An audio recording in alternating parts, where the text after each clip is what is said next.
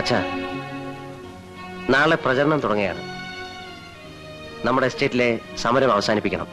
കാരണം അവരും ഈ നിയോജക മണ്ഡലത്തിലെ വോട്ടർമാരാണ്. മിനിമം കൂലി 11 രൂപയല്ലേ അവർ ഡിമാൻഡ് ചെയ്യുന്നുള്ളൂ. നമുക്ക് 12 രൂപ വെച്ച് കൊടുക്കാം. മിനിമം കൂലി 12 രൂപയോ? എന്തിന്? വിട്ടിത്തം പറയായിരിക്കും. വിട്ടിത്തമല്ല അച്ഛാ, വലിയ തമ്പുരാൻ 10 പൈസ കൂടുതൽ തരില്ല എന്ന് പറയുന്നു. അച്ഛൻ എതിർത്തിട്ടും 2 രൂപ കൂടുതൽ തരാമെന്ന് പറഞ്ഞ് ചെറിയ തമ്പുരാൻ സമരം അവസാനിപ്പിക്കുന്നു. തൊഴിലാളികളുടെ ഇടയിൽ എന്റെ സ്ഥാനം എന്തായിരിക്കും? തന്നെയുമല്ല, എന്റെ എതിർ സ്ഥാനാർത്ഥിക്ക് ബന്ധമുള്ള തൊട്ടടുത്ത തോട്ടത്തിൽ 11 രൂപയെ മിനിമം കൂലിയുള്ളൂ. നമ്മൾ 12 ആക്കിയാൽ അടുത്ത തോട്ടത്തിൽ തീർച്ചയായും സമരം വരും. ഇലക്ഷന്റെ ബഹളത്തിനിടയിൽ സമരം ഒതുക്കാൻ അയാൾക്ക് സമയം കിട്ടിയെന്ന് വരില്ല. അതും ബാലറ്റ് പേപ്പറിൽ എനിക്ക് ഗുണം ചെയ്യും.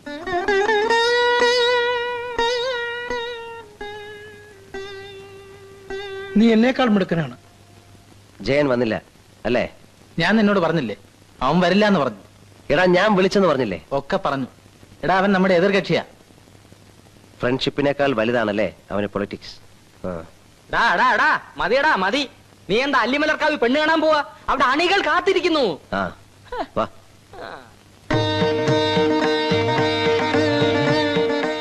മുത്തശ്ശി, ഞാനൊരു യുദ്ധത്തിന് പോവുകയാണ്. എന്നെ അനുഗ്രഹിക്കണം. ശ്രീ പത്മനാഭ ഭഗവാനെ, എന്റെ മോൻ എവിടെ പോയാലും ജയിക്കും. മുത്തശ്ശനോട് പറഞ്ഞിട്ട് പോ.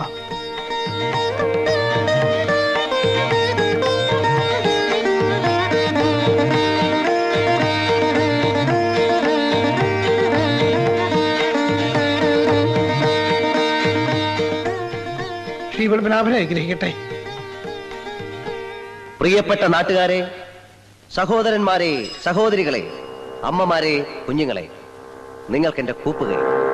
ഞാനൊരു അലവലാതിയും തെമ്മാടിയും ദുഷ്ടനും ഒക്കെ ആണെന്നാണ് നിങ്ങളുടെ ധാരണ. എന്നാൽ ഞാനിതൊന്നും അല്ല എന്നുള്ളതാണ് യാഥാർത്ഥ്യം. പഴയ വിക്രമാദിത്യ രാജാവും വേഷം മാറി, ഭാഷ മാറി, ജനങ്ങൾ ഒരുവനായി നടന്നു. അനവധി വിവാഹങ്ങൾ നടത്തി, മോഷണവും പിടിച്ചുപറിയും വരെ നടത്തി. എന്നിട്ടും നാം അദ്ദേഹത്തെ മഹാൻ എന്ന് വിളിക്കുന്നു. എന്തുകൊണ്ട്? എന്താണ് അതിന്റെ കാരണം? അദ്ദേഹം ജനങ്ങളിലേക്ക് ഇറങ്ങിച്ചെന്ന് അവരുടെ പ്രശ്നങ്ങൾ പഠിക്കുകയായിരുന്നു. അതുപോലെ തന്നെയാണ് ഞാനും. നിങ്ങളുടെ സ്ത്രീകൾക്ക്, നിങ്ങളുടെ കുട്ടികൾക്ക്, ഈ നാട്ടിലെ തൊഴിലാളികൾക്ക് എന്നെ ഭയമാണ്. ഞാനൊരു ദുഷ്ടനും കോമാളിയുമായിട്ട് അഭിനയിക്കുകയായിരുന്നു. അഭിനയിച്ച് നിങ്ങളുടെ ഓരോരുത്തരുടെയും പ്രശ്നങ്ങൾ ഞാൻ അസലായിട്ട് പഠിച്ചു. അവയ്ക്കെല്ലാം പരിഹാരങ്ങളും ഞാൻ കണ്ടുപിടിച്ചു. നിങ്ങൾ ആരും ഇനി എന്നെ തമ്പുരാൻ എന്ന് വിളിക്കരുത്. ഞാൻ മഹിയാണ്, നിങ്ങളുടെ എല്ലാം മഹി.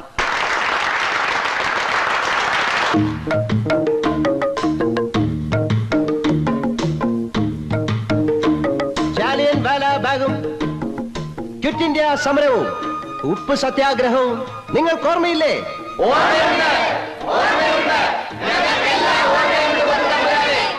അന്ന് ദാദാബായ് നവറോജിയും ലാലാ ലജ്പത് റായിയും എന്താണ് പറഞ്ഞതെന്ന് നിങ്ങൾക്ക് ഓർമ്മയുണ്ടാകും.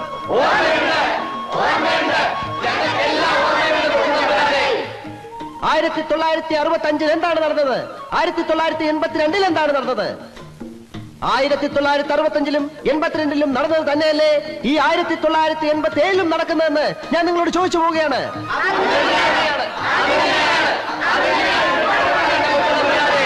മഹീന്ദ്രവർമ്മ ഇളയരാജ കി ജയ്! മഹീന്ദ്രവർമ്മ ഇളയരാജ കി ജയ്! നമ്മുടെ ചിഹ്നം എന്താണ്? നമ്മുടെ ചിഹ്നം എന്താണ്? മഹീന്ദ്രവർമ്മ ഇളയരാജ കി ജയ്! ആ കാണുന്ന ചുവന്ന കെട്ടിടം കണ്ടോ? അവിടെ നമുക്ക് ആരംഭിക്കാം. കുടിയേറ്റ കർഷകനാ, പാലാക്കാരൻ തോമ. പേര് മറക്കരുത്. പാലാക്കാരൻ തോമ. പാലാക്കാരൻ തോമ. ശരി.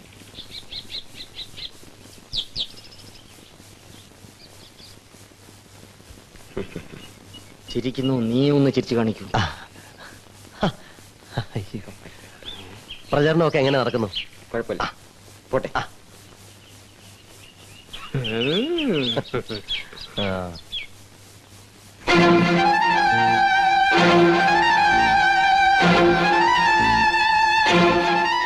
Best of luck. ആ, എന്റെ പൊസിഷൻ നീ മനസ്സിലാക്കണം. It's all right. കാണാം. ലക്ഷ്മി, എനിക്ക് വേണ്ടി പ്രവർത്തിക്കണമെന്ന് ഞാൻ പറയത്തില്ല. പക്ഷേ ഗവൺമെന്റ് ജീവനക്കാർ തെരഞ്ഞെടുപ്പ് പ്രചരണത്തിൽ ഏർപ്പെട്ടാലുള്ള ശിക്ഷ എന്താണെന്നറിയോ? ജോലി പോകും. പേടിക്കണ്ട, ഞാൻ വെറുതെ പറഞ്ഞ.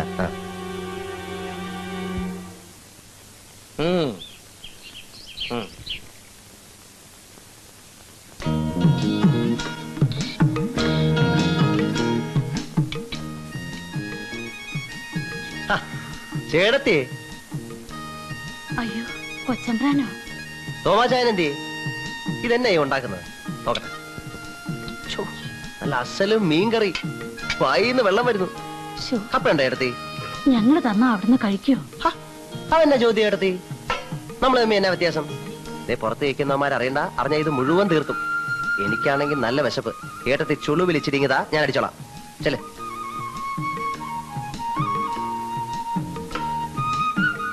അല്ല ചേട്ടത്തി, നമ്മുടെ ത്രേസ്യാക്കുട്ടി ഇപ്പൊ എവിടാ? അവിടെ ജബൽപൂര് നഴ്സിംഗിന് പഠിച്ചോണ്ടിരിക്കുക. ആ, അപ്പോഴേ ചേട്ടനും ചേട്ടത്തിയും കൂടെ ഈ കാടും വെട്ടുവെട്ടി അങ്ങ് പോയാ മതിയോ? പട്ടയം ഒന്നും വേണ്ടായോ? തമ്പുരാൻ അതൊന്ന് പരിഗണിക്കണം.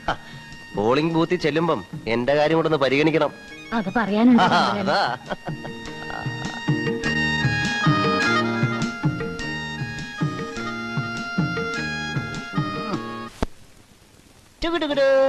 നോ വന്നേ. അയ്യോ തമ്പുരാൻ.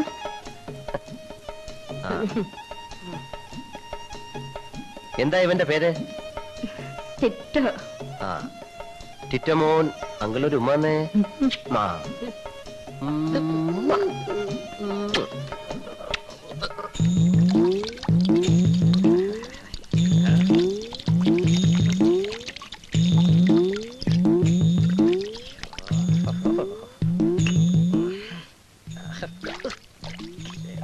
എന്റെ അമ്മാവാ, അവിടെ തേച്ചതുകൊണ്ട് കാര്യമില്ല. ആ ചെറുക്കൻ ദേ ഇവിടെ ഉമ്മ വെച്ചത്. ഈ കൈ കൊണ്ട് അവനെ എടുത്തു. 18 കളരികൾക്കും ഗുരുക്കളായ ഈ ആരോമലാണ് പറയുന്നത്. കുളമന്നൂർ കാവിലെ ഭഗവതിയാണ് സത്യം.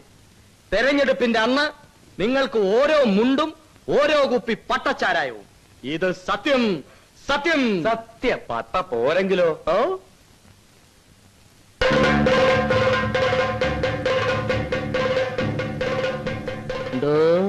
പട്ട പോരെങ്കിലോന്ന്. പട്ട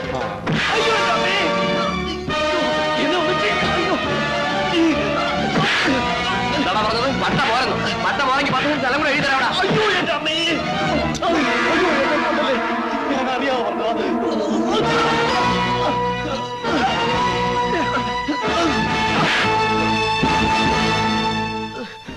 പോട്ടെ, സാരമില്ല. വാ. ഒന്നും പറ്റിയില്ലല്ലോ. ആരെ വേണമെങ്കിലും തല്ലിക്കോ, പക്ഷെ ജയനെ മാത്രം ഒന്നും ചെയ്യരുത്. പറഞ്ഞു കേട്ടല്ലോ, അവനെ തൊട്ടാൽ എന്റെ സ്വഭാവം മാറും. ഉണ്ണി, പോരിൽ മാറ്റാന്റെ ശിരസറക്കുന്നതാണ് യുദ്ധധർമ്മം. നീ ഉണ്ണിയാർച്ച കണ്ടിട്ടില്ലേ? എനിക്കൊന്നും കേൾക്കണ്ട. ജയനെ തുടരുത്. വേണ്ട, ജയനെ തൊടണ്ട. നമുക്ക് മറ്റുള്ളവരെ മർദ്ദിക്കാം.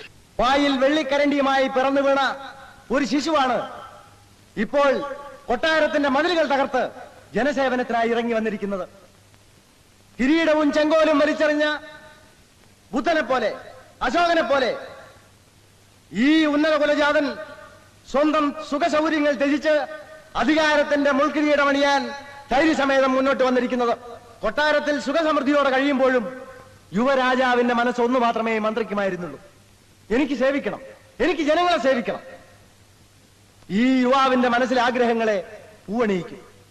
സുഹൃത്തുക്കളെ, അദ്ദേഹത്തെ വിജയത്തിന്റെ സിന്ദൂര തിലകമണിയിക്കും. യുവരക്തത്തിന്റെ പ്രതീകമായ നമ്മുടെ ആശയവും ആവേശവുമായ നിങ്ങളുടെ പ്രിയങ്കരനായ യുവരാജാവിന് നമ്മുടെ മഹീന്ദ്രവർമ്മ ഇളയരാജയ്ക്ക് ഓരോ വോട്ടുകളും നൽകി അദ്ദേഹത്തെ വിജയിപ്പിക്കണമെന്ന് താണ് വീണ് കേണ് അപേക്ഷിക്കുകയാണ്, അഭ്യർത്ഥിക്കുകയാണ്.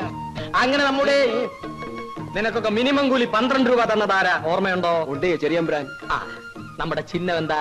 ചിഹ്നവും കുപ്പിയിലോട്ട് നോക്കണോ. സൂര്യൻ മനസ്സിലായോ? എന്താ ഉദയസൂര്യൻ. ആ ക്ലാപ്പൻ.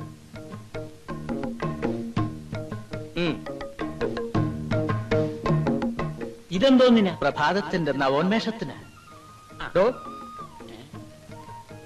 ഇതും അടിച്ചേച്ച് വേറെ വല്ലയിടത്തും മാറ്റി കുത്തിയ കളരിന്ന് ഞാൻ എന്റെ ഉറുമി എടുക്കും. വെറുതെ തന്റെ തല മണ്ണ് തീറ്റിക്കരുത്.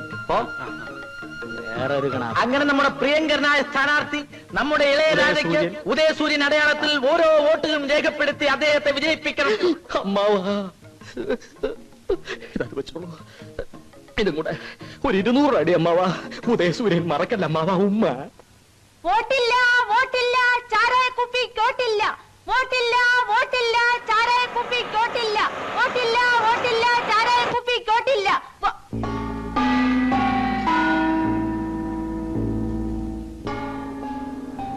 ഹലോ.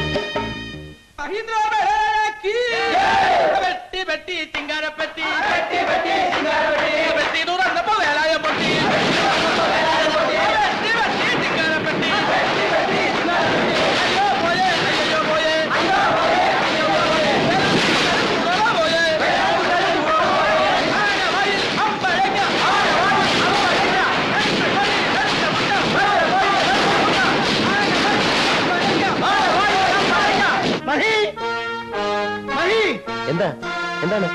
നേരം എടുക്കുന്നത് തിരുവനന്തപുരത്ത് എത്തണം, അല്ലെങ്കിൽ ആ പോയി അവിടെ കുട്ടികളൊക്കെ ജയിച്ചു വന്നിട്ടുണ്ട്. നേരെ വേഗം ചെന്നില്ലേ വേറെ വല്ലവരെ ആക്കും. ഇനി നീ ഇല്ലെങ്കിലും അവർക്കൊരു ചുക്കുമില്ല. ആ മുഖ്യൻ വാക്ക് പറയാൻ മതി. എന്റെ കളരി പരമ്പര ദൈവങ്ങളെ മാനക്കേട് ഉണ്ടാക്കല്ലേ. എവിടെ ഞാനുണ്ട്. എന്റെ അമ്മയ്ക്ക്. ആകാശവാണി തിരുവനന്തപുരം, തൃശൂർ, ആലപ്പുഴ. നിങ്ങൾ കേട്ടുകൊണ്ടിരിക്കുന്നത് തിരഞ്ഞെടുപ്പ് വാർത്തകൾ. നെടുമങ്ങാട് ഭരണമുന്നണി സ്ഥാനാർത്ഥിയായ ശ്രീ ശങ്കരൻ നായർ തന്റെ തൊട്ടടുത്ത സ്ഥാനാർത്ഥിയായ പ്രതിപക്ഷ മുന്നണിയിലെ ശ്രീ ഉമ്മർ കോയയേക്കാൾ 17,612 വോട്ടുകൾക്ക് ലീഡ് ചെയ്യുന്നു. അയാളും ജയിക്കും. ഗുരുവായൂരപ്പ, ഇതിനെയൊക്കെ ഞാൻ എവിടെ കൊണ്ടുപോയി ഒതുക്കും? 40 മുൻമന്ത്രിമാരും ജയിച്ചു. ഇവിടെ എന്തെങ്കിലുമൊക്കെ നടക്കും. ഇതാ വരുന്നൊരാള്. നമസ്കാരം. കൺഗ്രാചുലേഷൻസ്. താങ്ക്സ്. കഷ്ടിച്ചാങ്ങി കയറി പോകുന്നത് 110 വോട്ടിന്റെ ഭൂരിപക്ഷം. അറിഞ്ഞു. ആദ്യം എടുത്തുപോയി. പിന്നെ എന്റെ പഴയ ഗ്രാമവികസനം തന്നെ ഇങ്ങ് തന്നേക്കണം. ഞാനിപ്പോ എന്ത് ചെയ്യും? ഇത്രയും പേര് ജയിക്കുമെന്ന് ആരോർത്തു? എന്ത് സംഭവിച്ചാലും എനിക്കാ കടക്കപ്രതിയില്ലാത്തത്. തോറ്റാ ഹൈക്കമാൻഡിന്റെ തെറി. ഇനി ജയിച്ചാലോ എല്ലാവർക്കും മന്ത്രിമാരാവണം. താൻ കുറെ വികസിപ്പിച്ചതല്ലേ ഗ്രാമം. ഇനി മതി, നിർത്ത്. ഒരുമാതിരി തന്തയ്ക്ക് പറക്കാത്ത വർത്തമാനം പറയരുത്. എടോ കള്ളുമുതലാളി, തനിക്കെന്താണോ ഇവിടെ കാര്യം? ഇയാൾ ഒരുത്തനാണ് ഏതായാലും ചീത്തയാക്കുന്നത്. ഇയാൾ ഇറങ്ങി പോകാൻ പറ. നീ ഏതാ പറയാൻ? നിനക്കറിയണോ? എന്താ ഗോപാലപിള്ളേ, നിങ്ങൾ തമ്മിൽ എന്തിനാ വഴക്കുണ്ടാക്കുന്നത്? ഗോപാലപിള്ളേ ഒന്ന് അടങ്ങ്. എന്തെങ്കിലും വഴി ഉണ്ടാക്കാം. ഞാനാ പറയുന്നത്.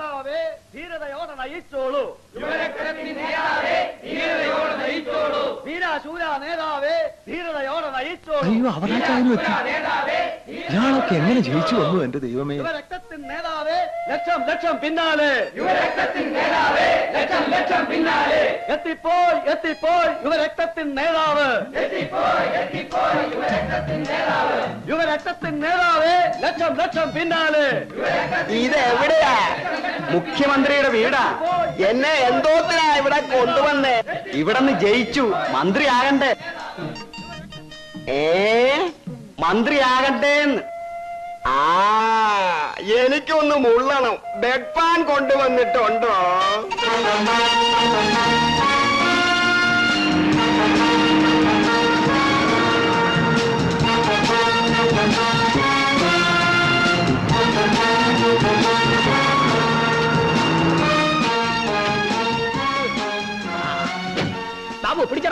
മാഹി വണ്ടിയുടെ സ്പീഡ് കൊണ്ട് നേരം വെളുത്ത് അറിഞ്ഞില്ല. വേഗം പോവാ, അല്ലേ വേറെ വല്ലരെ ആക്കും.